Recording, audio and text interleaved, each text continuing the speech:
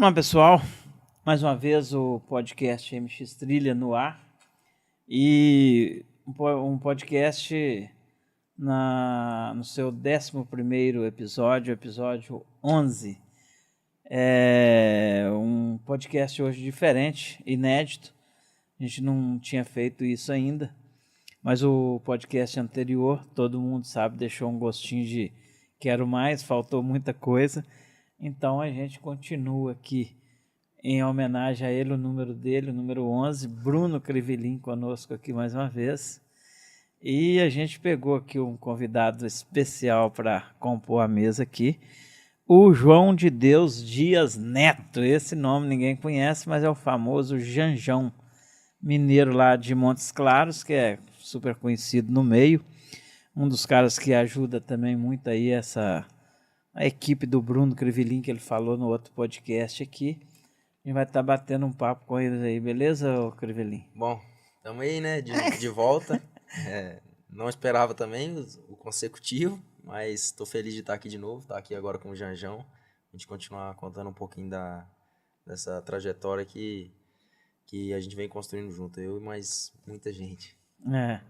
Janjão, bom te ver aqui, já tinha feito o convite, todos sabem que você tem muita história para contar, muita vivência, é um conhecedor não só das provas, mas o cara que mais conhece de regulamento no Brasil, que me perdoe os demais, mas você conhece as provas do jeito que deve ser, ou seja, através do regulamento, né? Tudo certo? Tudo certo, é uma honra estar aqui.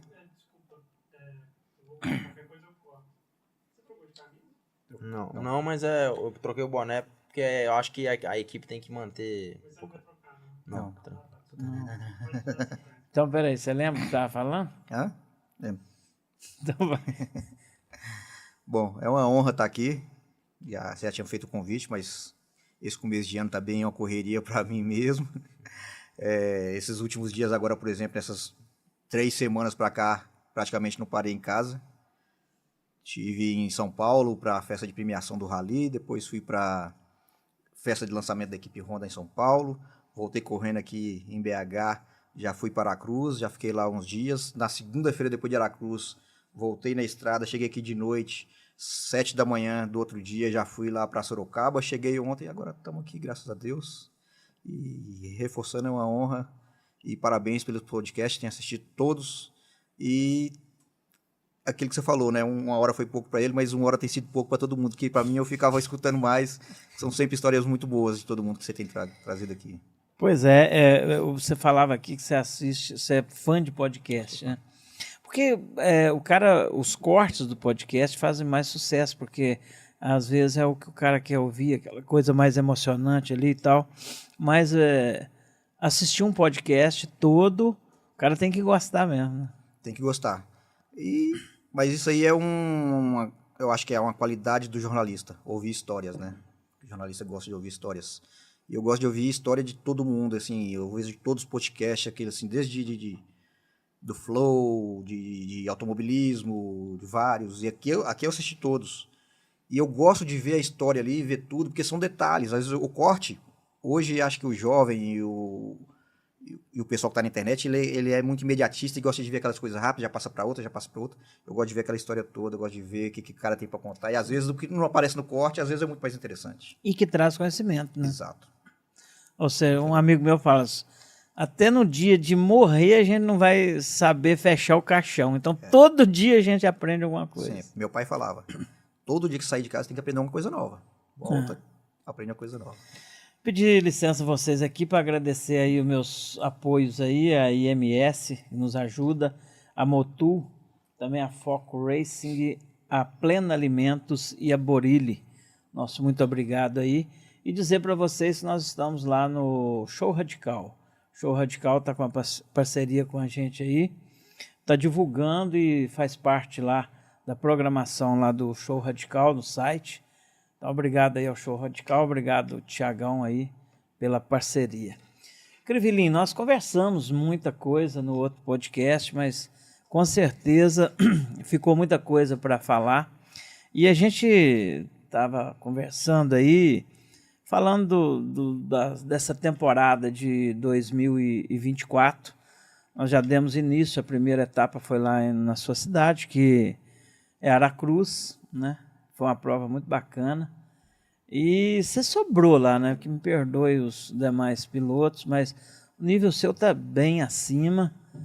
Fala pra gente como é que foi essa temporada aí de treinos, essa preparação aí para esse início de temporada.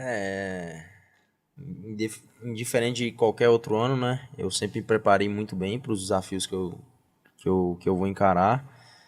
E a decisão ano passado de voltar para o Brasil, estar mais presente aqui, não era porque eu não ia no Mundial que eu ia baixar meu ritmo de treino, a minha rotina. Pelo contrário, o Dino só aumenta ela. Então minha preparação começa normalmente sempre final de novembro, início de dezembro. E sempre com o Dino, né? A gente faz uma base muito forte de resistência, fisicamente. Em janeiro também fiz uma base muito boa com ele. A gente foi em Campo Belo, uma cidade que tem uma pista de motocross, junto com um time de motocross. Ele é o novo treinador do time, então eu tô com ele desde 2017, todos os anos. Às vezes eu não conseguia fazer a pré-temporada toda porque eu tive que viajar. Tinha que viajar antes, mas a gente tentava antecipar quando isso acontecia. E foi muito importante eu ter trabalhado com o time da Honda de motocross no janeiro. Isso me dá muita velocidade, muita força física. E o Dino lá do nosso lado também é incrível. Então eu cheguei em Aracruz bem preparado, como todos os anos. Tem 8 anos que eu não moro lá, tem 8 anos que praticamente eu não treino lá, mas é a minha casa, foi onde eu aprendi a andar de moto. Então eu conheço muito a reação do terreno, sei exatamente como lidar, como encarar ele, e isso, lógico, é uma vantagem para mim. Mas eu vi que o nível do brasileiro, de mais pilotos ali andando na turma da frente, aumentou, dos meninos. Eles todos os anos eles vêm muito forte. Mas eu também quero estar sempre mais forte, então eu não deixo realmente a peteca cair hora nenhuma. Eu acho que você ganhar um título é difícil, você ser o número 1 é difícil, mas realmente se manter lá é muito mais difícil. Quando você está buscando o primeiro, é você que está tentando bater em alguém. Agora, quando você está segurando o ser batido, é pancada de todos os lados. É todo mundo querendo realmente ganhar de você. Então, isso é uma coisa que me dá muita energia para trabalhar também. Porque eu sei que um dia vai chegar, é natural de qualquer esporte. Sei que um dia vai sair um menino mais novo, como eu saí há 8 anos atrás, 10 anos atrás, e comecei a despontar. Eu tenho certeza e quero que saia mais um jovem talento aqui do Brasil que vai correr fora e que comece a apertar e que comece a ganhar a corrida. Lógico que eu não quero perder, mas eu sei que naturalmente isso vai acontecer. Mas enquanto isso não, eu vou estar pronto para me manter ali no topo. Defender o título aí. A gente, além da preparação física, aliás, mandar um abraço aí pro Dino, já é o nosso convidado para vir aqui, mas o Dino, ele é difícil, hein? O Dino... O rapaz é apertado. Acordar 4 da manhã, dormir às 8, então... E um dia intenso para ele.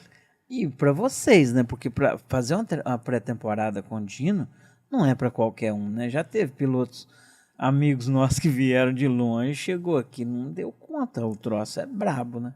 O Dino, além de ser um cara fantástico, um cara que realmente te põe para cima, além de fisicamente ele te deixar muito forte, ele te deixa muito forte mentalmente, mas uma coisa que eu vejo por todo mundo que passa, por todo mundo que fica, ou por todo mundo que não fica, é que você realmente tem que querer estar ali. Você tem que estar disposto a pagar o preço de campeão. Você tem que estar disposto a pagar o preço de realmente se sacrificar e colher. Porque é difícil eu falar do Dino porque eu gosto muito dele, ele faz uma diferença enorme na minha carreira. Então, se você seguir aquilo e tiver vontade de passar pelo aquele sofrimento que eu gosto, e ele tá do seu lado, ele não é um treinador que você tá ali pedalando, ele tá de moto do seu lado te acompanhando e falando vai. Não, ele tá de bicicleta sabendo a mesma coisa que você tá sentindo, ele tá sentindo e ele tá te puxando. É bruto também. Então ele vai fazer 50 anos, mas desde a primeira vez que eu fui treinar com ele, eu tô tentando cansar ele até hoje, mas não consegui. E eu não sou fraco fisicamente. Então ele é um cara extremamente forte. E é o que você falou, se você não estiver disposto a pagar o preço para estar bem, para chegar num campeonato pronto para disputar o título, você não fica com ele, não. Essa abertura aí do Brasileiro, apesar de ser lá na sua cidade, nós tivemos uma especial lá das Pedras, que o tio Xande caprichou lá. Você já tinha passado ali? Né? Eu já tinha passado nela uma vez, 2013, na primeira vez que teve o Brasileiro em Aracruz, mas eu estava ajudando a prova, então eu passei sem competir, e eu passei em 2019, quando eu fui pro meu primeiro ano de Honda, quando o francês estava correndo, mas bem menos do que foi esse ano. Esse ano Só uma pequena parte daquela parte de cima ali, mas... Mas a pedreira ficou diferenciada. Então, o que eu quero te perguntar é o seguinte, como que... Porque eu, por exemplo, eu faço as lives, e ali eu fazia a live ali, eu via a passagem dos pilotos, dá uma diferença muito grande, né? Porque é literalmente flutuar em cima daquelas pedras ali. Que é a técnica qual que é a técnica que o piloto tem que ter para passar? Porque para quem não sabe é uma piscina de pedras soltas, né? Qual que é a técnica que você usa mais para a moto render ali naquele... Primeiro, o que eu sinto de aquilo, lógico, qualquer um pode fazer isso, e a velocidade é depois de um tempo que você está realmente praticando e treinando aquilo. A experiência ali em condições daquele estilo conta muito, a leitura de terreno, de você saber onde é que você pode acelerar, onde você pode frear, onde você tem que pular, onde você não tem que pular, onde você tem que antecipar, onde não. Então isso é um ponto muito importante, que eu descobri muito isso no Mundial de Enduro. E quando você chega numa sequência de pedras daquela, a pedra é como um pouco a areia. Você não pode estar tão posicionado para frente da moto, porque a frente escapa toda hora, as pedras se mexem. Então, se você tiver com peso na dianteira da moto, ela vai sair para um lado ou para o outro. Então, você tem que estar em pé. Nos vídeos, as coisas, eu sento muito pouco em situações como aquela, então sempre com o peso um pouco mais para trás e em pé, porque sentar também você não tem tanta agilidade em cima da moto se a moto sair, se as pedras se mexerem e sair para um lado ou para o outro. Então, em pé, um pouco mais agachado e com o corpo um pouco mais para trás. E uma dica que eu deixo para todo mundo é que quando tiver realmente nas pedras, for curvar ou começar a acelerar, que a mão do freio, que o dedo do freio dianteiro não esteja nele. Se a pedra for bem solta e se mexer, naturalmente você freia um pouquinho e ela começa a se mexer mais. Então a mão fechada e se tiver que frear, usar mais o traseiro. Então é um pouco da dica, mas lógico, tem que treinar bastante para que ela flua naturalmente. Isso vale para a areia também? A areia é uma situação um pouco parecida, você tem que estar com o posicionamento um pouco mais para trás, porque a areia afunda, né? Então a frente afunda muito.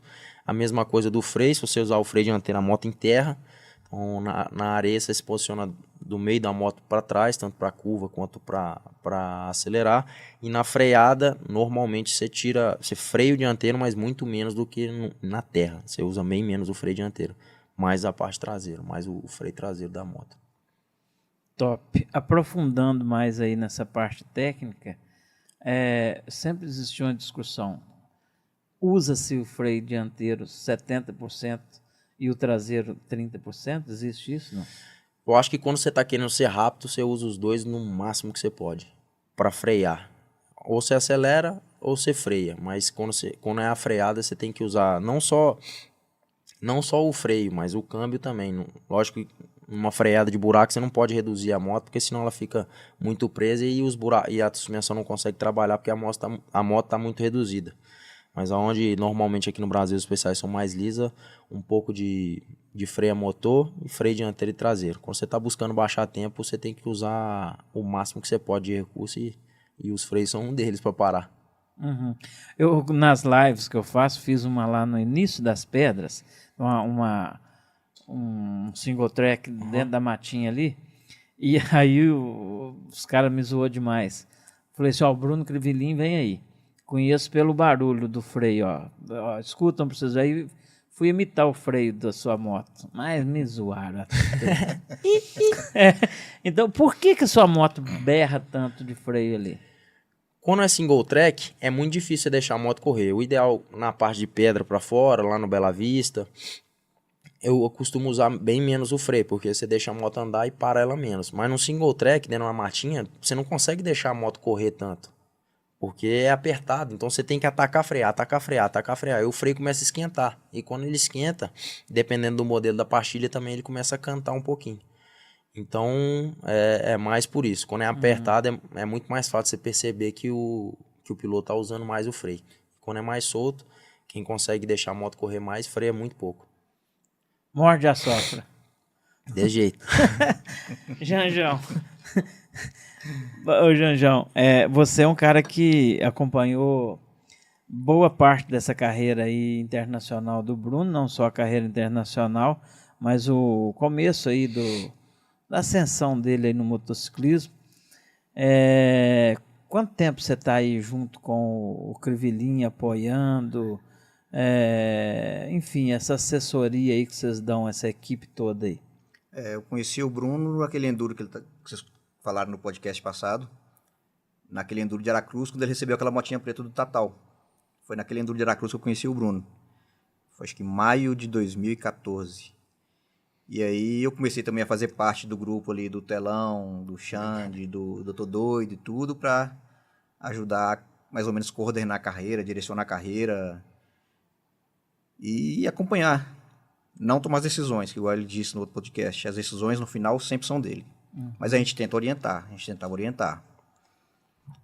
E eu lembro que no final de 2014 foi quando ele recebeu o convite do Zanol e da KTM. 2014 corria de 230, aí recebeu os dois convites. Para a temporada 2015. Para a temporada 2015. E na última prova que foi lá no Patrocínio, tinha aquela especial ali na frente do supermercado Bernadão.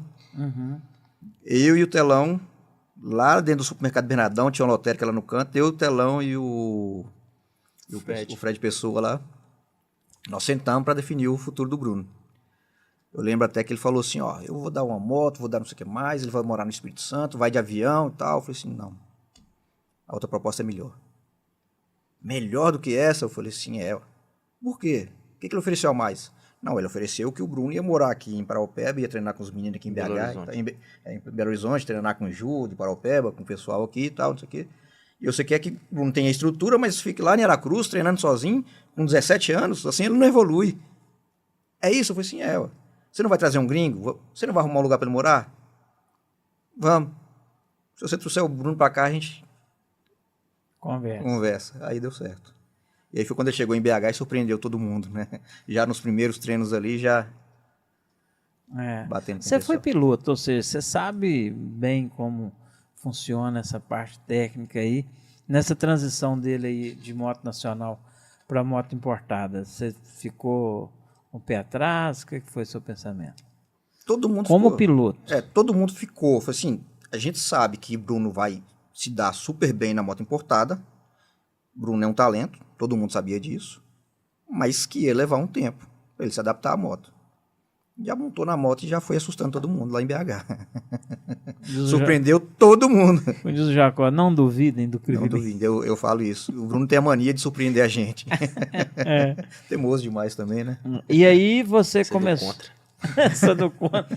Aí você começou a acompanhar tudo isso, fazendo assessoria. Para quem não sabe, o Janjão, essa temporada agora, esse novo mandato da CBM, ele faz parte da assessoria de comunicação da CBM lá, né? Por isso que ele falou no começo aqui que tá trabalhando, nunca trabalhou tanto, né? Tá puxado. Eu dava muito, eu dou ainda, continuo dando muito trabalho, mas agora ele tá com bastante mesmo. Agora ele tá de parabéns. Agora ele tá, realmente me surpreendeu. O problema é que eu tô na CBM, mas ele também não para de dar trabalho também, né? Não, continua dando trabalho. Não vai diminuir nunca. Mas aí tá puxado para você esse ano. Você teve uma temporada que você foi para a Europa, todas as corridas dele, né? Na verdade, 2020, 21 e 22 eu fui em todas do Mundial. Nunca tomou tanto chopp diferente na vida.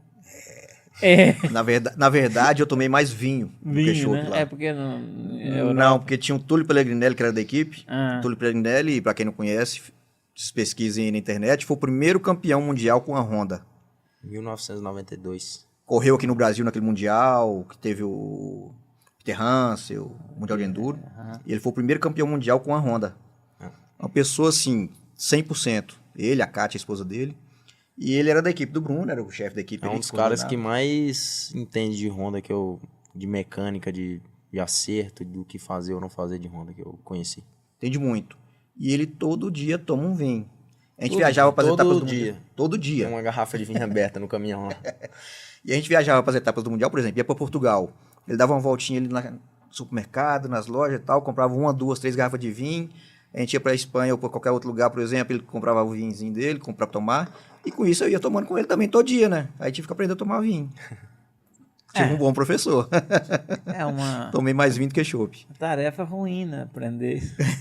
Eu caminhava, corria, cansava e ele tomava vinho. Tomava vinho. Mentira. É. Aí as provas foram acontecendo. Qual foi a prova que você, assim, na sua visão internacional, da Europa, do Mundial, você acha que foi a mais top, que você acha que foi a mais bacana, que valeu mais a pena? A gente lembra sempre muito da primeira vitória do Bruno no Mundial, que ali foi super emocionante. Realmente, eu tava lá fazendo foto, fazendo coisa. Eu lembro que o hino nacional tocando, eu com a câmera tirando foto, com o celular filmando e com o olho escorrendo, né? Chorando. Que foi muito emocionante realmente. Mas pra mim, a que mais me marcou foi a primeira prova dele lá no Mundial. A primeira de 2020, que foi na França. Eu lembro que a gente estava sentado lá assim, aí passou o Rony Kitone, piloto oficial Honda. Aí Bruno falou assim, amanhã eu acabo com esse menino. Acabo com esse cara. Não pode contar isso aí. Aí eu sei que no sábado o cara foi lá e ganhou e Bruno ficou em sétimo. Eu parei e falei assim, nó, Que banho de água fria. que banho. Eu fiquei assustado, o Bruno ficou assustado, mas assim, Bruno, relaxa. É outro nível. Você sabe andar de moto, relaxa, vai divertir e tal, não sei o quê. Aí no outro dia, ele até contou aqui no outro podcast aqui, na primeira especial ele já ganhou, na segunda tava ali entre os 2, 3 ali brigando e tal. E ele foi crescendo durante a prova. E eu lembro que chegou na última especial, ele tava acho que em quarto com a chance de fazer o pódio, que seria o primeiro pódio de um brasileiro no Mundial. Lembro disso. E eu tava lá fazendo foto e tudo, que na última especial, eu desliguei a câmera, sentei no chão e fiquei assistindo a especial todinha ali, assim, assistindo, e naquela tensão, naquele negócio, ele foi lá e conseguiu o pódio. Aquela, pra mim, sem dúvida, pra mim foi a prova mais especial e, assim, mais emocionante. Eu sentei e não fiz mais nada, só assisti ele correr a última especial. E ele foi lá e acelerou o que ele tinha, o que não tinha, e conquistou o pódio pro Brasil. E eu tava de lá com o telefone, mandando pros grupos aqui do Brasil, e todo mundo acompanhando. E eu lembro que, assim, quando conseguiu o pódio, que eu falei assim, é pódio, todo mundo... Foi massa, foi muito legal. Essa pra mim foi mais emocionante, mais tensa do que a vitória. É. A vitória também foi, a história foi legal. E as Ele até especiais? chorou, tá? É, né? Ah, pô. Na prova, depois não, na prova. E as especiais, Bruno, não eram fáceis, não são fáceis. Né? É, no Mundial sempre realmente ficam muito difíceis, todas. Eu já errei umas 2 vezes de falar, não, essa etapa eu acho que vai ser tranquilo, vou acabar beleza. Ou mais de 2. Não, nunca é beleza lá. Nunca você fala, tá fácil, não. Lá realmente o filho chora, a mãe não vê, não. E uma coisa legal que o Bruno fala também, já contou algumas vezes, é o seguinte, que ele chega numa etapa que ela é tão difícil, assim, tá bom. Não tem como ser pior que isso agora. E na próxima E ela se supera novamente. Lá o ritmo da prova é muito intenso, né? Porque lá quando eu tô folgado de CH, eu fico 8, 10 minutos no máximo. Então normalmente é 5, 7. Já cheguei a ficar 3 num controle. A volta lá são 2h30. Eu já cheguei a fazer prova que a volta, pra você ter ideia, na última volta teve que ser cortada no meio porque era 82 km a volta. Ia acabar a prova à noite. Não tinha na Eslováquia um ano. Não tinha como... A prova ia anoitecer, não dava tempo de fazer. Era quase 3 horas a volta. E a prova não pode passar de 8 horas e pouco, se eu não me engano, tem no regulamento, não é isso? Isso. Então, é realmente um ritmo muito grande. Você anda no deslocamento, que não é quase estrada, é normalmente sempre você tá na mata, você tá na trilha, você tá em um lugar técnico. Então, você anda o dia inteiro consumindo energia e, na especial, você... Não tem como você repousar ali dentro, que realmente destrói a especial, fica esburacado. E lá você tem que puxar, se você quer andar na frente, você tem que puxar. Então você... Cada segundo faz diferença, né? Lá você se exige durante o dia ao extremo. E o que mais pega é que são rodadas duplas, né? Rodadas duplas, na verdade.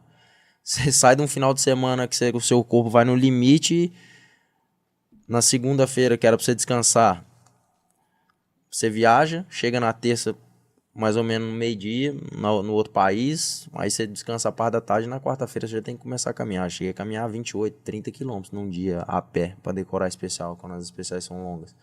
Então, são de rodada dupla, são 15 dias que você literalmente leva o seu corpo ao extremo. Eu faço lá, já fiz com você lá uma gravação que fez muito sucesso lá do Campeonato Brasileiro. Você caminhar especial e memorizar especial, e depois vocês fazerem aquele exercício de memorização da especial, curva para a esquerda, passo a primeira, jogo segunda marcha, aqui eu passo a terceira marcha. No especial dessa do Mundial, você consegue memorizar toda a especial? Memorizamos todos. E lá a gente tem um dia a mais para caminhar. A gente começa na quarta, né? Aqui no Brasil a gente começa na quinta. E lá, aqui no Brasil, normalmente eu caminho 2 vezes. Se tiver alguma que eu tenha dificuldade ou que eu sei que realmente vai fazer diferença, eu tento caminhar ela 3. Lá eu caminho 4 só o Enduro Test. Nossa. E normalmente é especial mais longa. 3 vezes o Cross, 3 vezes o Extreme. Então a gente caminha muito lá para realmente chegar. E lá vale todas as especiais na primeira volta. Não tem uma volta de reconhecimento igual a gente tem aqui no Brasil. Só vale o Cross Test, que é uma especial um pouco mais tranquila, não tem tanta margem. Lá vale o Extreme, o Enduro e o Cross. Então você realmente tem que entrar lá sabendo tudo que tem dentro do especial. Para que lado que vai, aonde é que é a linha que você tem que abrir, onde você tem que fechar, se tem a pedra, se não tem.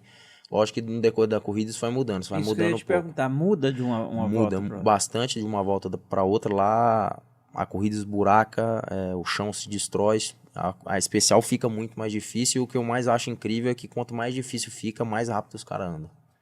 Mais rápido a gente tem que andar.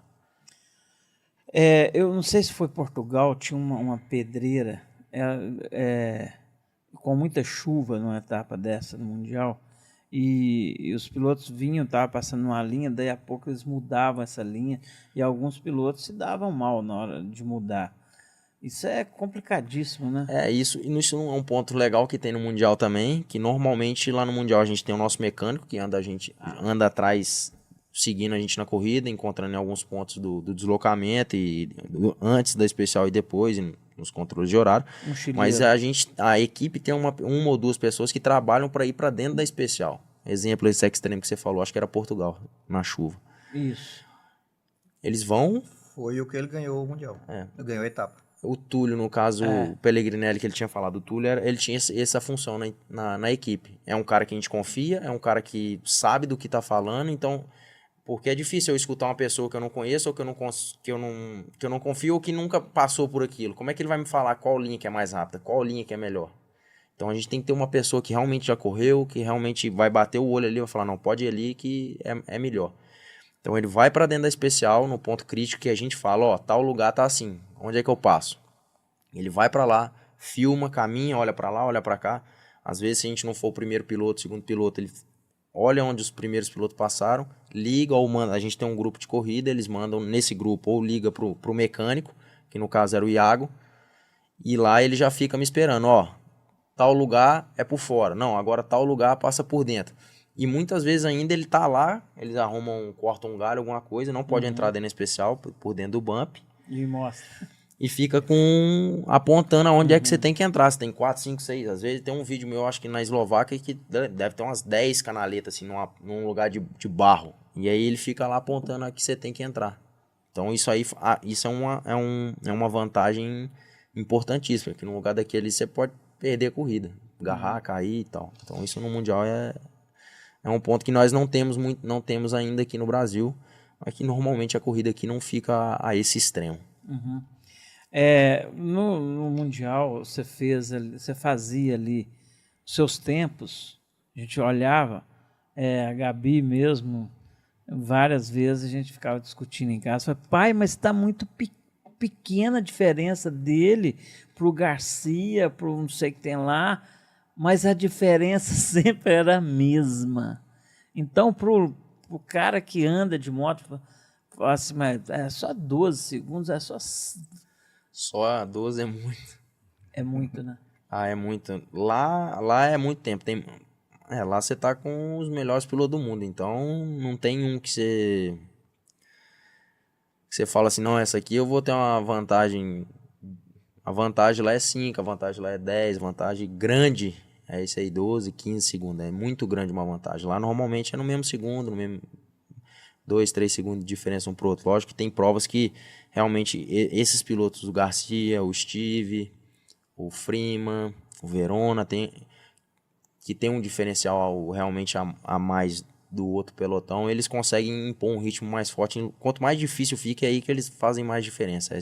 Isso que é a grande coisa que eu mais observei lá. Quanto mais difícil ficava, mais eles tinham diferença. É o que eu sinto um pouco aqui no Brasil. Para mim, quanto mais a prova de enduro for, quanto mais técnica, mais difícil, é onde eu sinto que eu tenho mais facilidade.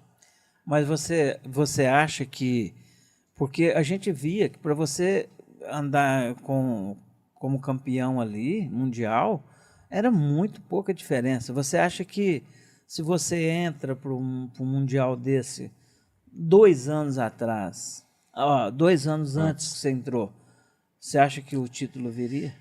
É difícil falar se o título viria ou não, mas eu acho que seria, eu acho que eu ficaria, A história seria outra. acho que a história seria outra. Eu ficaria mais perto de talvez ter conquistado, e eu tenho certeza que eu melhoraria o que eu fiz.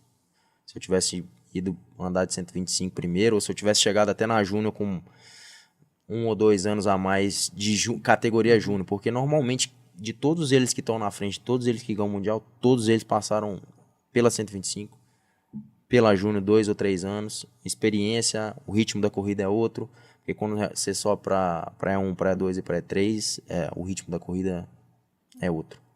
Quando o Bruno chegou lá em 2020 para disputar a Júnior, que ele foi terceiro lugar na Júnior, que ganhou etapa, ele estava disputando com um piloto que já tinha 10 anos que estava correndo ali mundial, já corria na IUT, já corria na Júnior há algum tempo, já há muito tempo, e que desde pequenos já tinha acesso aos melhores equipamentos, né, que começou com um DTzinho, ou com XR, melhores com NX, informações. com coisa, e que treinava com pilotos de alto nível.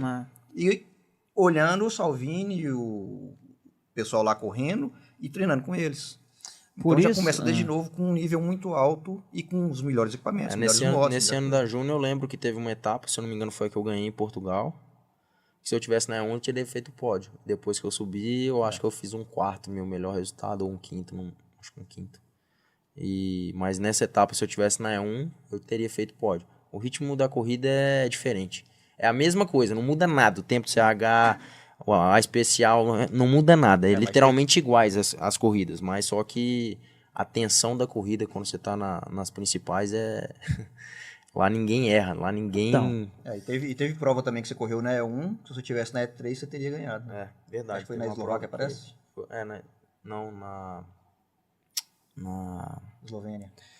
Não, Hungria. Na Hungria eu fiz 11º geral e teria ganha a categoria 3 se eu tivesse. Esse nunca vai, né? Como os outros. Mas é a tranquilidade.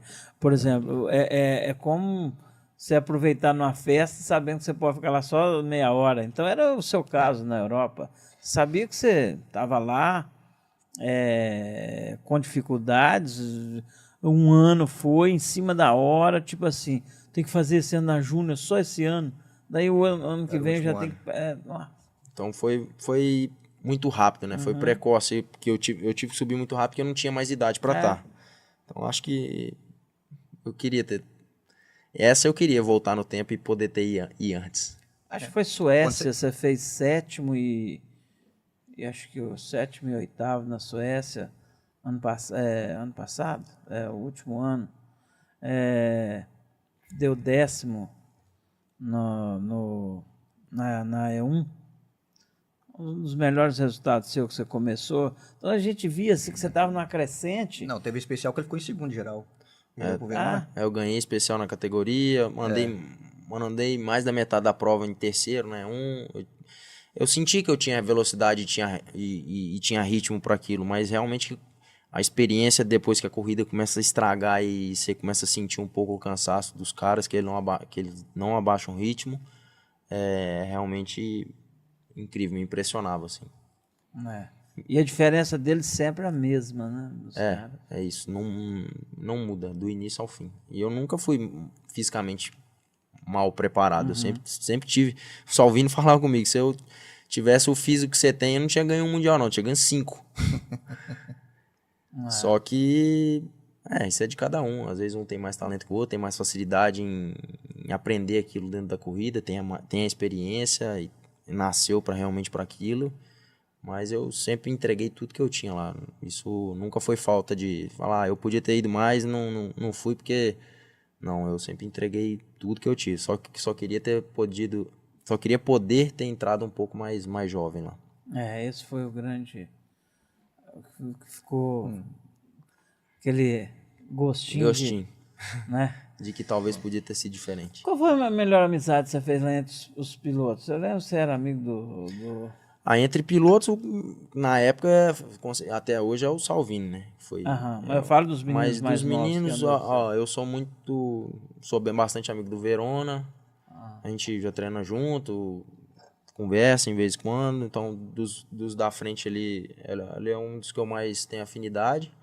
Mas ali é como aqui no Brasil, todo mundo conversa com todo mundo, o Joseph, com o Steve, o Freeman, da turma toda ali da frente. É só o Freeman que não conversa com o Steve, o Freeman não conversa com o Rocco, mas acabou, né? Trocaram de equipe agora.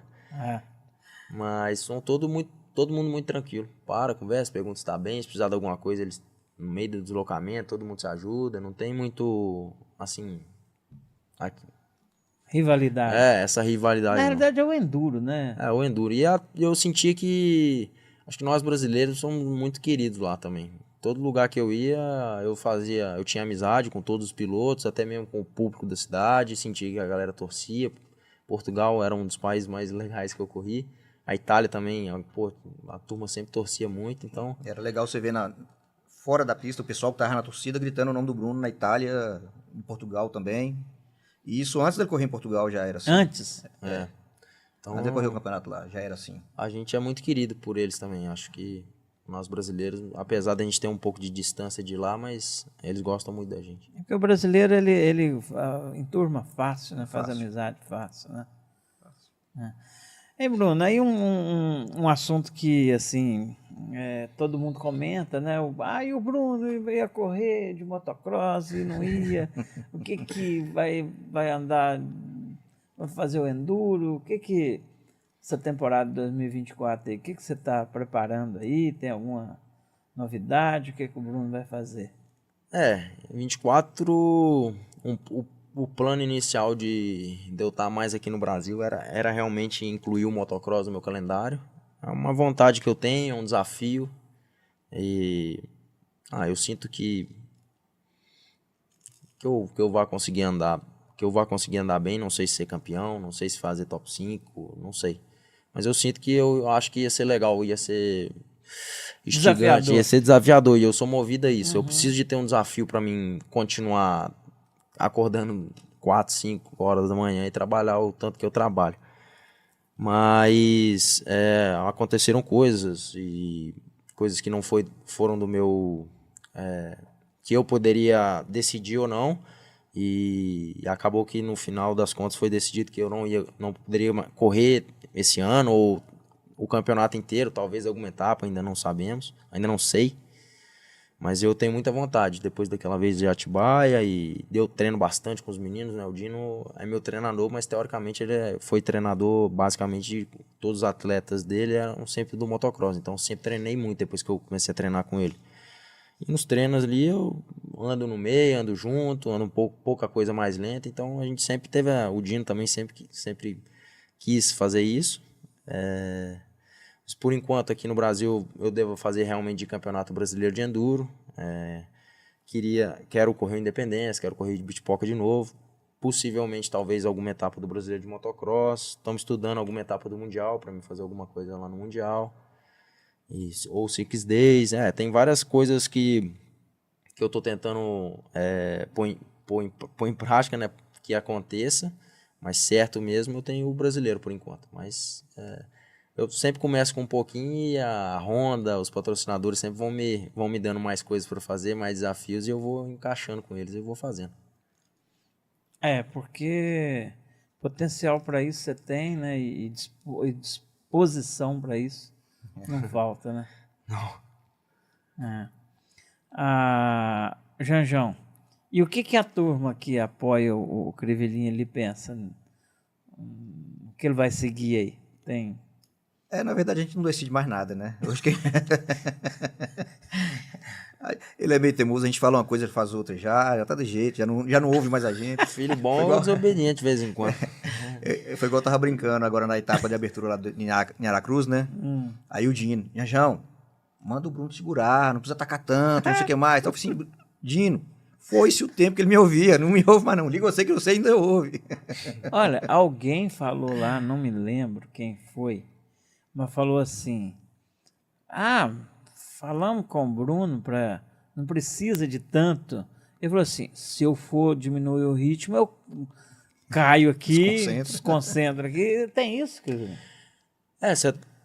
Você entra num ritmo de treino, de corrida que, lógico, andar no 100% é só se for num caso muito extremo, se for realmente para decidir o dia.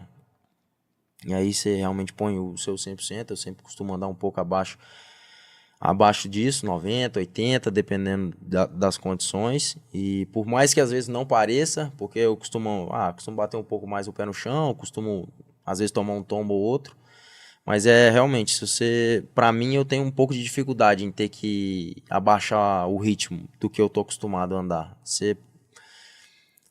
Parece que tudo fica diferente, parece que não é uma corrida para mim se eu tiver que abaixar realmente o ritmo. Corrida para mim é entrar e dar o que eu posso, acelerar o quanto eu puder o mais rápido possível. Não ao ponto de errar, de me machucar, às vezes acontece, mas é difícil baixar o ritmo, administrar. Eu nunca fui um piloto de fazer isso. Hoje, lógico, eu tô amadurecendo, tô conseguindo enxergar e ter ter um pouco mais de facilidade para isso, mas até um tempo atrás era muito difícil de eu administrar. Se eu tô baixando o tempo, eu quero baixar mais e mais, e ninguém baixou o meu, eu quero baixar o meu próximo de novo. E eu me puxo mesmo ao máximo para essas coisas. É difícil para mim baixar o ritmo. Eu cheguei a perguntar a ele, acho que foi no ano passado, que ele tava vindo do Mundial, correr algumas provas aqui, né? E no ritmo do Mundial a gente sabe que é muito maior e as provas muito mais difíceis que aqui. E ele fazendo aqueles tempos bons e tudo. E eu cheguei a perguntar a ele, acho que foi em Belo Vale, como se manter motivado daquela forma ali assim, né? Já que tava sobrando. Aí foi o que ele falou, assim, não, eu tento ser melhor que o Bruno da última especial. Se na última eu fiz com tempo, eu quero fazer nessa com um tempo mais baixo, na outra com um tempo mais baixo, e disputar ele com ele mesmo. Tentando baixar tempo, tentando melhorar em cada especial. Às vezes, o cara que está em casa ouve isso e fala assim, mas tá desfazendo os outros meninos. Não é isso, nada disso. Ele veio de um ritmo diferente de competição. Um ritmo de mundial, que a gente acabou de falar aqui, que onde a diferença é 6 segundos e os caras não abaixam e o outro também não consegue abaixar. Então, mas o Brasil, você acha que o Brasil chega nesse ritmo aí? Os meninos chegam, porque vontade estão ali, né? Essa turma nova que tá vindo acabou a etapa de Aracruz, em vez de eu... Normalmente, às vezes, você fala... a margem estava boa, então eu tenho que... posso talvez manter o que eu estava treinando, ou posso dar uma... Eu tô treinando mais, porque eu sei que todos eles vão vir com muito mais vontade para a próxima. Então, não é que eu vou abaixar, eu vou... É o que você falou, é difícil de falar disso, porque eu realmente respeito qualquer adversário meu, independente se alguma prova eu tive a vantagem de 2, 3 minutos e poder achar que vai estar tranquilo, porque eu sei que nunca vai estar tranquilo. É aquilo que eu comentei, ser o cara a ser batido é muito mais difícil do que você tá querendo bater alguém. Então, pode ter certeza que eles estão treinando e eu estou treinando mais para isso não acontecer. E eu respeito cada um deles ali de verdade. Eu nunca chego achando que eu vou ganhar. Nunca. Eu sempre chego esperando a primeira especial para mim ver meu tempo e o de todo mundo, porque eu não tenho certeza que isso vai acontecer. Essa especial lá de Aracruz do Eucalipto é um single track, né? Assim, é um labirinto, né, na realidade. Que ela né? tava.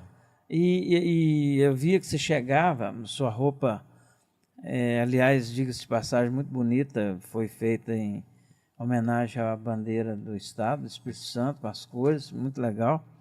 E eu via que você chegava com o ombro sujo de Carvão. carvão das árvores. Você meio que escorava nas árvores para passar. Acho que foi o Janjão. Alguém falou assim, precisa encostar nas árvores? Mas isso é uma técnica? O que é? Não, técnica de encostar, não. Em árvore assim, não. É que realmente era mais apertada, tinha alguns lugares bem apertado mesmo. E às vezes você tira pega, encosta às vezes, a moto escorrega um pouquinho, você erra um pouco, retarda tanto a freada para tentar ser mais rápido e acaba encostando. Graças a Deus lá todos foram realmente de raspão mesmo, nenhum bateu forte que me machucou, que me derrubou. Mas você quer estar o mais rápido possível, então você tenta tirar o máximo o tempo inteiro. Você tem que passar um meio centímetro no eucalipto, eu vou passar 0,2 para poder tirar, para poder passar mais rápido e não ter que parar menos a moto. É aquela história do Senna lá em Mônaco, né? Da Fórmula 1. Que ele passava sempre um pedacinho ali do guarda-rei. Aí teve uma vez que ele passou e bateu. Que ele brincou com o pessoal, falou assim, não, uma pedra mexeu. O pessoal morreu de ele, falou assim, não, a pedra mexeu. Que aí, eu não lembro quem foi, que foi lá com ele, e ele levou o cara lá, e alguém passou de raspão e mexeu, e a pedra andou um pouquinho, 1 milímetro. E o Senna passava naquele milímetro. Aí, quando ele passou, que a pedra tinha mexido, ele bateu e quebrou a suspensão. Quando você realmente... É isso aí, quando você tá no meio do eucalipto ali, você tá usando o limite aqui, você passando, tira uma fina desse aqui, uma fina do outro, pra você andar mais rápido. E Não, nós estamos falando de um piloto que tem a consciência ali da técnica de fazer. Exato. Vai nós lá e acha o eucalipto no Fica meio. sem os dois ombros. Então, essa é a diferença. Então, por isso que eu te perguntei da técnica, que é só praticando mesmo para saber. Dentro de situações daquela é muito a experiência, a noção de espaço, do quanto você pode ir ou não. E lógico, se E a conhecer memorização da também. especial, né? E ali foi uma de poucas vezes na verdade, de quando eu decoro especial, que ali eu tive bastante dificuldade, porque é um lugar muito parecido com o outro. Então é difícil você ter uma referência. Eu decoro por referência a especial. E ali era difícil de pôr referência.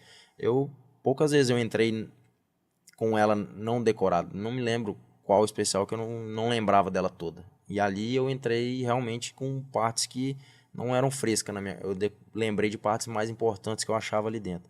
Mas não lembrava 100% dentro do eucalipto. E poucas vezes na minha carreira eu entrei assim. Na quinta-feira eu fiz o percurso de moto. Eu até falei assim, ó, que me perdoe os pilotos das outras modalidades, mas se entra um piloto aqui, por exemplo, do motocross, ele sai daqui e não lembra nem o nome dele mais. Porque... Rapaz, essa parte que você falou, você fazia um tal, aí você andava um pouquinho, depois fazia idêntico ao outro. Loucura aquilo, né?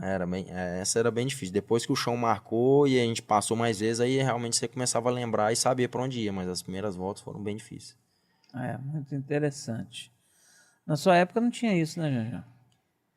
Tinha o Endorfim, mas assim, a gente não memorizava tanto. Tanto que eu era daquele piloto assim, ó, que eu vinha na primeira volta, batia numa pedra, assim, não, na próxima eu tenho que desviar. Aí na segunda volta, batia na mesma pedra, assim, não, na terceira eu vou desviar. Batia na as três. Não memorizava nada. As três. Memorizava nada. Eu conversava Isso foi uma das vantagens dos pilotos gringos virem pra cá, que eles começaram a fazer isso e trouxeram essa evolução pro esporte, de começar a caminhar antes e memorizar as especiais. Foi quando os pilotos gringos começaram a vir pra cá que começou a melhorar.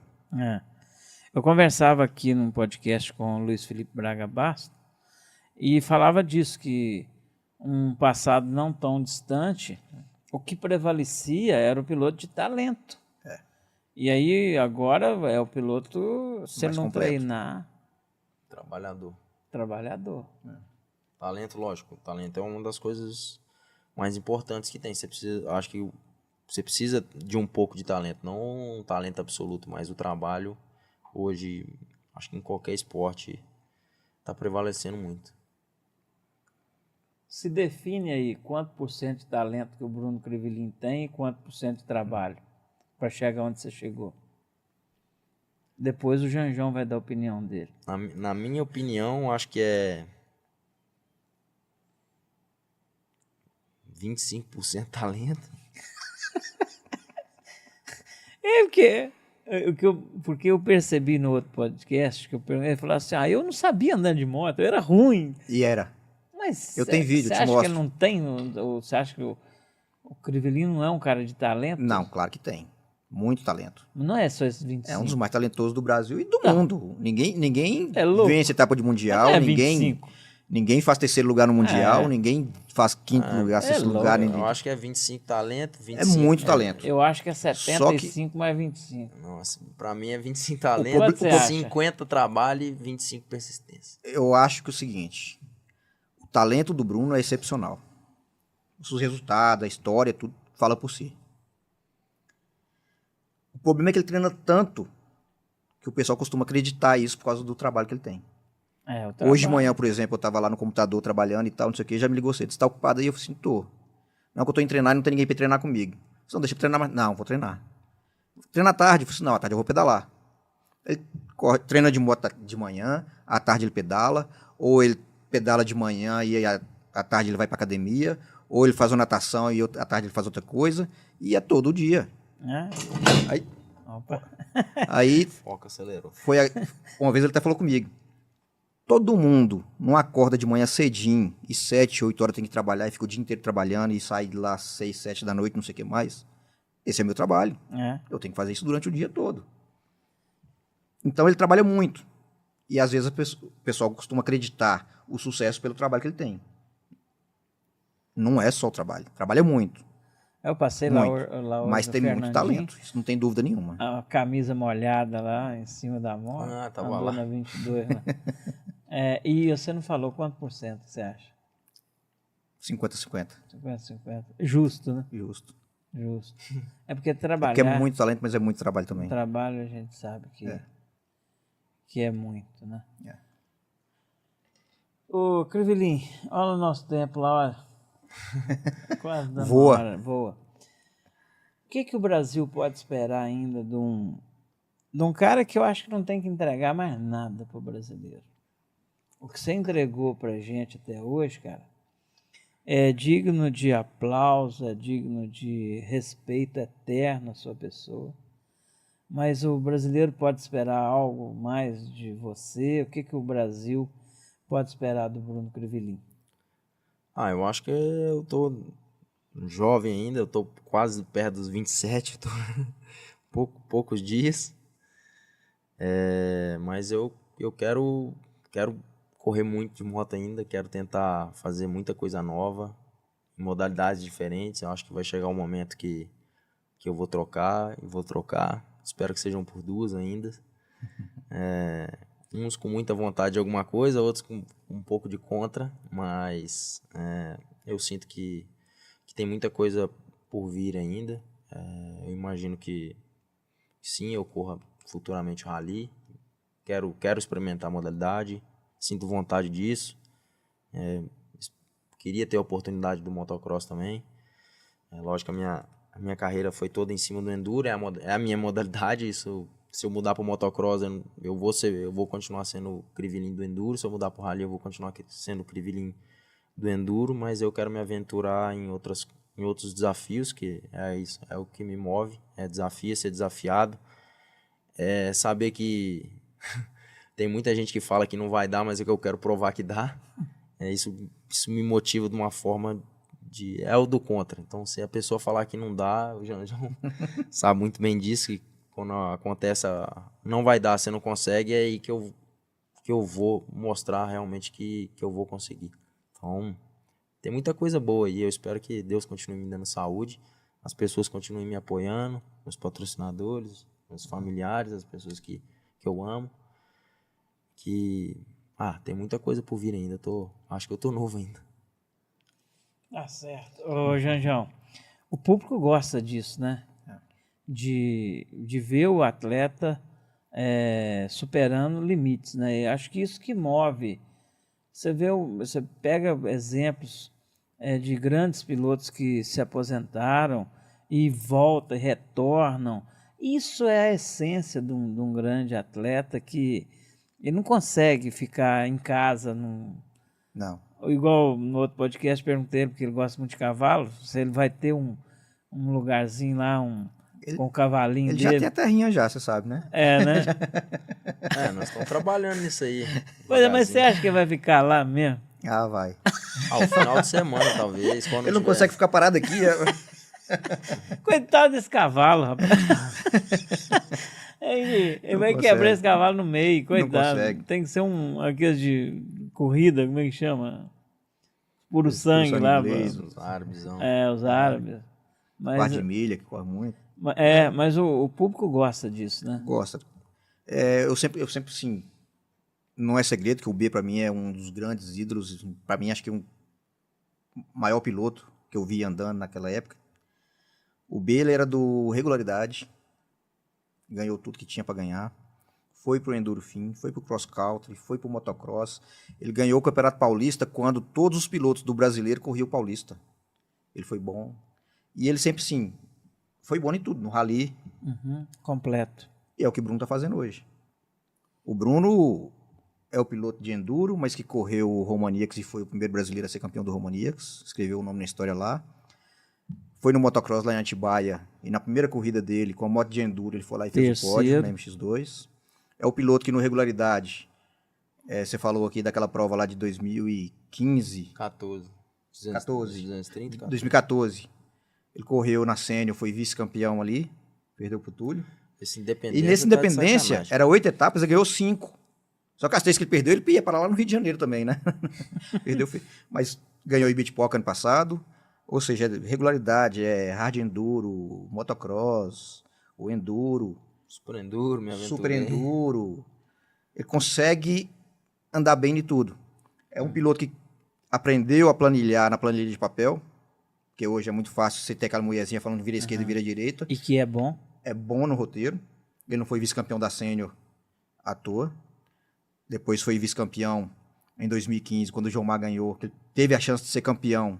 Ele trouxe o Jalmar até o... Ajudou, desceu e ajudou o Jomar a subir, tudo com planilha de papel. E eu sei que quando ele chegar no rally, andar de moto ele sabe, e muito. E roteirar na planilha de papel, também sabe. Então quando ele chegar no rally, eu sei que ele vai se dar bem também. Mas é mais pra frente, deixa mais. Não precisa ser agora, não. Tem tempo ainda. Tem tempo. Vai brincar no motocross primeiro, continuei no enduro, fim. E que isso, Janjão, parece que tem sido uma constante, né? O piloto querer ser um piloto completo. Sim. Eu falava aqui há poucos dias até com o B. O B foi um cara que começou isso, né? Um pioneiro a fazer isso. Aí você vê, veio o Crivelin, tá nessa pegada. Agora a gente tem o Bezinho, que tá nessa pegada aí. E você pega lá um Henrique Spinacé, que aliás ganhou agora Ganhou, a 50. etapa do Acho que é o brasileiro. primeiro capixaba a ganhar uma etapa do brasileiro, né? Olha pra você ver. Com 9 anos. Olha, e piloto de enduro. E aquele garoto, meu amigo. O Spinacé tá fazendo aquilo que a gente tava falando do europeu. Que desde novo, com equipamento bom, treinando com os melhores, andando com os melhores, se medindo com os bons. Então tem tudo para ser um grande piloto no futuro, talvez. E virão O que o Bruno outros. falou aí, que o jovem que vai chegar aí vai surpreender aí. Quer dizer, um garoto daquele tem tudo para chegar no Mundial aí, Sim. né? É cedo, tendo acesso a tudo, ter gente para treinar com um ritmo muito forte. Acho que eu vejo um pouco do B isso. O B eu comecei a treinar com o Dini, andava de 50 para 60. Mas ele sempre treinou comigo, com o Fábio, com o Botrel, com, teoricamente os pilotos mais rápidos que o Brasil tinha de modalidades diferentes, e ele estava sempre lá no meio.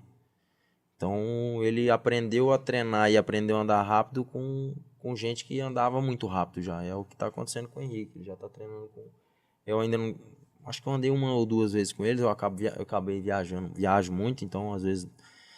Mas ele tá treinando lá com o Machita, então tá sempre andando com um piloto de ritmo forte. Então você começa a crescer no mais alto nível que seu país está te proporcionando.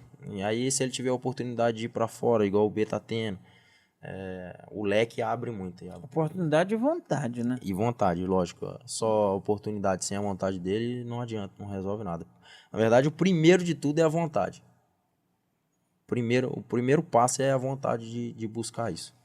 Ô Bruno, quase acabando ali, mas eu queria que você deixasse para o público que está em casa o cara falar assim, eu aprendi a fazer isso aqui com o Bruno Crivelin. O que você pode falar para o cara assim, que ele é aquele leigo que faz uma trilhinha, mas não conhece as técnicas de andar de moto? O que o cara tem que fazer para ele começar a andar de moto bem? Se é que existe um conselho que você pode dar para o cara dar uma melhoradinha na tocada dele, para o cara que está em casa. Acho que para quem gosta de trilha, quem quer começar, quem está começando e para molecada, quem quer realmente viver do esporte, quem quer ter isso como profissão, é usar os recursos que hoje a gente tem muito, que é curso de pilotagem, tem vários pilotos no Brasil que fazem isso. Isso para mim, quando eu falei no podcast passado, que eu fiz um com o Zanol, mudou muito. Tá bem equipado, procurar andar corretamente em cima da moto, assistir muito vídeo, que é o que eu faço hoje.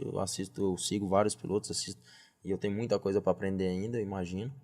Então, é buscar esse conhecimento, e eu acho que o que eu sempre, é o que foi, que para mim, acho que foi um pouco de diferente que eu segui, foi não desistir e correr atrás do que realmente você quer. Se você quer ser melhor para a trilha do final de semana, trabalhe para ser o melhor da trilha do final de semana. Se você quer ser o melhor do seu estado, trabalhe para ser o melhor do seu estado. Se você quer ser o melhor do seu país, trabalhe para ser o melhor do seu país. Se você quer ser o melhor do mundo, trabalhe para ser o melhor do mundo. Porque impossível não é. Foco. Foco, determinação, humildade e força de vontade. Tá certo, Janjão. Fala um pouquinho desse novo desafio que você tem aí junto à CBM, como é que está essa expectativa, esse trabalho. Eu vi agora, você postou lá, você colocou no grupo lá, a matéria na Itália, né, do Campeonato Brasileiro. Na Espanha. Na Espanha, né? Espanha. Isso é muito importante, né? São relações que vão acontecendo, e você, hoje, participando da mídia da CBM, com certeza você vai ajudar muito o esporte, né? Qual que é a sua expectativa? É um desafio muito grande. O que a gente está procurando agora nesse começo dessa nova gestão da CBM na área da assessoria de imprensa ali, é dar um foco muito grande também, igual o motocross sempre teve, todas as outras modalidades. Tanto que eu fui lá na festa de premiação do Rally, estive lá em Aracruz no Enduro, fui no motocross agora, vamos no Hard Enduro, vamos no Bites, em todas as modalidades, e divulgar isso também. A ideia seria cada modalidade ter um assessor de imprensa, mas a gente sabe que nem sempre a gente consegue isso. O que não conseguir, por exemplo, eu vou tentar fazer cobertura disso aí e tá divulgando o site, fazendo mala direta, mandando tudo. Esses anos agora que eu tive acompanhando o Bruno lá na Europa, conheci vários jornalistas, conheci fotógrafos, conheci todo mundo, então a gente consegue ter esse acesso, às vezes, de conseguir colocar algumas matérias lá fora também para dar esse público. É igual se você pegar essa prova de Sorocaba do motocross. Foi uma coisa que ninguém prestou muita atenção, mas nós tivemos ali uns 10 países diferentes correndo o brasileiro de motocross. Finlândia, Espanha, Argentina, Uruguai, Portugal. Essa matéria, por exemplo, eu já estou mandando para o pessoal de Portugal, que eu tive acesso, assim, quando o Bruno estava correndo lá, eu conhecia alguns e mandava material para eles publicavam, então estou mandando também dessa, para ver se publica lá também. E trazer a visão para todas as modalidades que fazem parte da CBM ali, que tem o campeonato nacional. Muito trabalho pela frente. Mas está sendo bom. E você vê um crescimento no esporte, nas modalidades? O que você tem visto aí? A gente viu o hard aí começando muito bem. Fala um pouquinho pra gente aí dessa... Não, praticamente sim. A gente tem visto crescer praticamente todas. Você pega... O regularidade sempre foi muito forte. É uma das modalidades que são mais fortes ali da CBM, em número de filiados, de provas. Você pega um Ibitipoca, por exemplo, que sempre esgota. Você pega Já está Independência. esgotado. Pois é. O hard, o Balaço agora é o novo diretor. A etapa de abertura foi um sucesso total, apesar da chuva forte, tudo que podia atrapalhar, não atrapalhou. Teve um brilho extremo. O Balaço é muito, assim, apaixonado mesmo, tá trazendo tudo. O Bites, que é o campeonato de Big Trail. Aconteceu em Brasília, né? Aconteceu em Brasília nesse final de semana. Recorde de inscrições. Olha que legal. Então a gente está conseguindo isso tudo. A estrutura do motocross lá, esse final de semana em Sorocaba, foi uma coisa de doido. Um monte de carreta, muitos pilotos, muito bem organizada. Então, todas as modalidades. O Enduro já está consolidado no Brasil. Consolidado. Muito legal. Equipes, pilotos, profissionais hoje disputando. Então, eu acho que estou pegando uma fase boa que vai ser muito fácil falar do esporte no Brasil, porque o esporte está crescendo em praticamente todas as modalidades. Legal demais. Crovilim, mais uma vez a gente queria agradecer, ó. Nosso tempo ali foi. Já se foi novamente.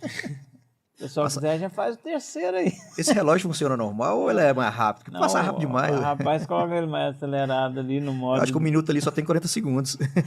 O Igor coloca ele vezes 2. Ah, tá certo. Aí ele cobra 1 hora, mas na realidade é só 30 minutos.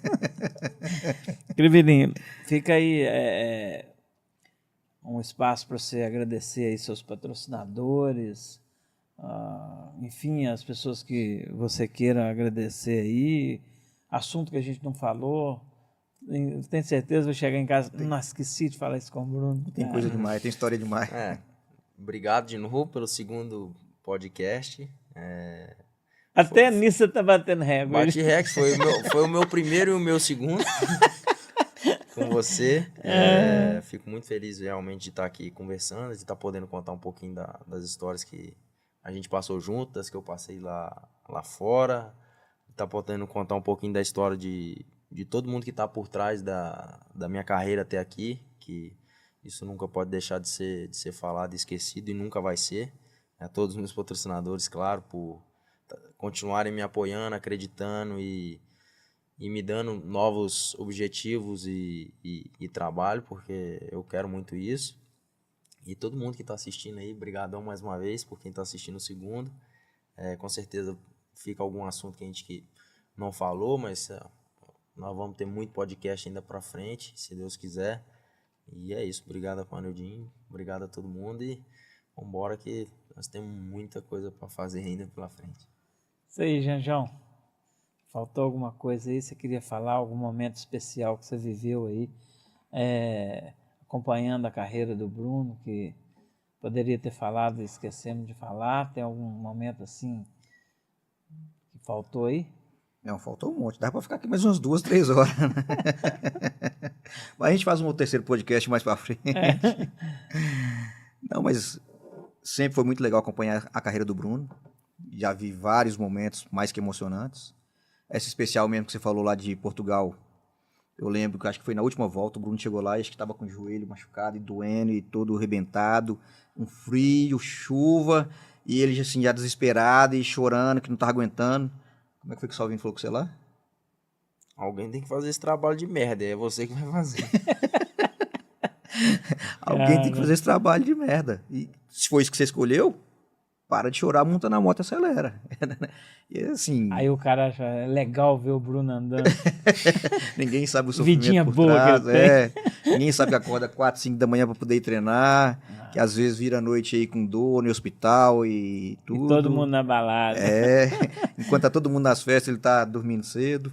Mas é a vida que ele escolheu, né? Uhum. E isso ele tem feito com maestria também, tem deixado a história dele registrada. Muito legal poder acompanhar isso desde muito cedo, desde 2014. Esse cara tem feito realmente, fez muita diferença na minha carreira. Até escrever eu aprendi direito, era toda a palavra errada. Eu tava vendo no Instagram em 2014, você postou uma fotinha da bicicletinha velha lá. Sua primeira publicação, você viu? Lembro, era uma publicação perto do Monte Serra, lá em Aracruz. Assim, a gente passou de moto na etapa agora do Brasileiro, na frente. Aí você escreveu Bom Dia com N, eu falei assim, o que era o Crivelinho, que virou o Crivelinho? No início eu não escrevia na verdade eu escrevia alguns e aí ele corrigia. Depois eu começava a mandar áudio, aí ele escrevia. Depois de um tempo ele parou, falou, não, você vai ter que escrever e me mandar. Aí eu corrijo. Aí foi melhorando, hoje quase eu nunca mais mandei. E não é fácil, são coisas difíceis. Igual ele contou no outro podcast, que ele tinha que falar o nome dele, a moto que ele ia correr, a equipe, porque ele não conseguia. Ele travava na frente do microfone. Ele não conseguia, ia suando, a camisa molhada, ele não conseguia. Aí com o tempo foi soltando e falando, que hoje conversou aqui 1 hora, parece que foi 20 minutos. Mandar ele conversou parar de muito, falar, tem que mandar senão... parar de falar. E assim também foi quando começou os resultados, tudo, que ele escreve pra mim aí alguma coisa. Que foi minha prova, eu falei assim, eu escrever? Não corri? Você que tem que falar como é que foi. Ah, mas não sei escrever não. Eu falei assim, me manda um áudio. Como é que foi? Eu digito, mais ou menos. Acho que Aí começou assim. na carreira de qualquer atleta profissional de um certo nível pra frente, precisa de um cara como ele. É por isso que os jogadores de futebol, vários se perdem, né? Precisa. Realmente precisa. E não só, pilotos também, tudo. Não, Sim, qualquer atleta você vê, às precisa vezes- ter um assessor. Eu falo do jogador de futebol porque o cara acha que não precisa, então se perde. Né? Precisa de alguém que tá do lado orientando. E E às tem vezes uns a que pessoa... não melhora nunca vão Tem. fazer um texto.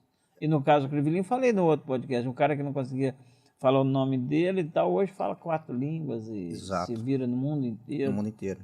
Impressionante. Isso me impressionou ele falando inglês. E O o italiano foi muito rápido, ele também aprendeu é muito rápido. Incrível. Incrível. E aí no começo ele mandava áudio e tal, no começo não, me manda o texto que eu vou e corrijo e te falo o que tá errado, inclusive, pra você corrigir e tudo. Hoje ele nem me manda mais nada, ele posta. Às vezes quando eu vejo algum errinho, eu... Já corre lá. Mas ele faz o dele hoje. Não preciso fazer mais nada. Bacana demais. Te agradecer aí, Janjão, pela companhia aqui. E igual o Salvino falou com ele que tem que fazer aquele serviço sujo, você faz o limpo aí em nome da galera, enquanto a turma lá, o doutor doido, fica se matando nos hospitais, lá, a turma toda trabalhando, e você vai acompanhar o Crivelinho nas viagens, então você faz a parte boa aí. Tem acompanhado, tem tudo. Como diz o povo, você ainda ganha pra isso? Você ganha. É bom. Mas é legal demais, porque, sem alongar aqui, Crivelinho, porque a gente sente, tenho certeza que você se sente confiante. Fala, eu não estou aqui sozinho nesse país, nessa corrida, né? Tem alguém aí. Tem alguém igual ele sempre Por foi mim. nas primeiras comigo, alguém que eu realmente confio, alguém que eu tenho para conversar, alguém que é da minha família, é importantíssimo. E quando ele não tava, eu tive eu tinha o Iago, né, que foi comigo, que é meu mecânico, que até hoje voltou pra gente estar junto aqui também. Então, quando eu não tinha ele, eu tinha o Iago, e para um atleta isso é de extrema importância, não se sentir, apesar de a gente ter amigos e fazer amizades e tudo, mas você ter alguém que é realmente seu, da sua família, muito próximo a você, é um diferencial importante. Legal. Mais uma vez, Crivelinho, muito obrigado. Mais uma vez, Janjão, muito obrigado aí pelo papo. Eu é que agradeço demais. Sabe que eu sou seu fã. Obrigado. Fã de sua história, da sua perseverança e da sua luta por conseguir conquistar as coisas. Desde quando você era menino lá, que você tinha um sonho de ter, ó. Pequeno não, né? Menino. É criança. Que você via as motos passando e queria. Que você via aquela Extra Light, né? E queria, que hoje você tem o quê? Umas 50? Não, tem 20. Tem 20. Conseguiu realizar seus sonhos. Conseguiu chegar onde é que você chegou. Então você sabe que eu sou muito fã seu e da sua carreira e de tudo que você construiu. Obrigado, irmão. Muito obrigado. Obrigado, Crivelinho. Obrigado, Amarodinho. Prazeraço estar com vocês aqui, pessoal. Muito obrigado mais uma vez. 11º episódio. Aquele abraço. Até a próxima, se Deus quiser.